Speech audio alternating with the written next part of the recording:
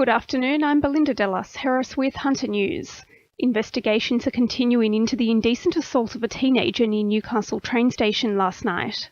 Police claim the 16-year-old had been waiting for a bus on Scott Street between 7:30 and 8:30 p.m. when she was approached by a man who allegedly sat down beside her and proceeded to rub his hands over her thighs, stomach and breasts above her clothes. The teen called the bus home before raising the alarm with police. Anyone with information is urged to call Crime Stoppers on 1800 333 000. Newcastle's light rail protesters are continuing to take the fight to the Baird government, with a major rally to be held this Sunday in a last-ditch effort to prevent the truncation of the city's heavy rail line. The march will begin in Pacific Park at 10:30 a.m. before making its way to Newcastle's CBD. Member of the Hunter Concerned Citizens Group and rally organiser David Blythe says he's hoping as many as 200,000 people will attend. We think it would be a terrible thing to lose a great asset, which could do with improvement, there's no doubt about it, but it doesn't need to be thrown away and something inferior, trams, light rail, put in its place just 20 metres away. That's nuts. And at a cost of over $500 million, it's even more nuts. Meanwhile, it's feared contaminants such as asbestos buried under the tracks of Newcastle's heavy rail corridor could threaten public health and water quality ahead of the planned Boxing Day truncation.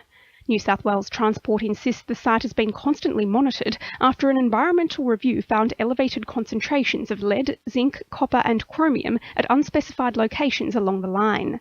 All eyes will now be on Transport's residual corridor management plan, looking at the disposal of hazardous material, which must be in place by the time work commences. Newcastle Council has agreed to sell 2 buildings in the city's West End to the Maitland Newcastle Catholic Diocese in a bid to get its budget back under control.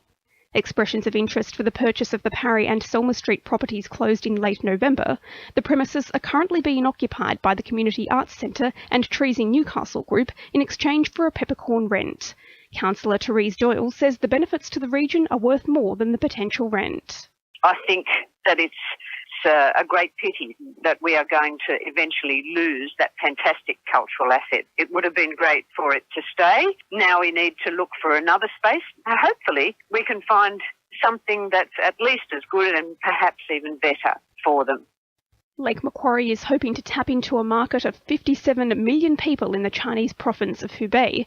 It comes as Council's economic development company, Danita, today hosts a 9-member trade and investment delegation from Huangshi City. Mayor Jodie Harrison says the region is receiving increasing business-friendly recognition. Australia has recently signed the free trade pact with China, and it's important that Lake Macquarie benefits from that as much as possible. We are certainly having changes within our own industry in the local area, and it's important that we utilise everything that we've got available to us to ensure that there are jobs and a vibrant economy for our residents into the future. Now with sport, Georgia Moylan.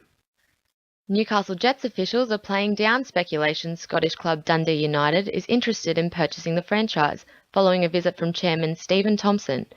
Thompson attended the Jets' 3-1 loss to Wellington as part of a 3-week fact-finding mission into player prospects and development.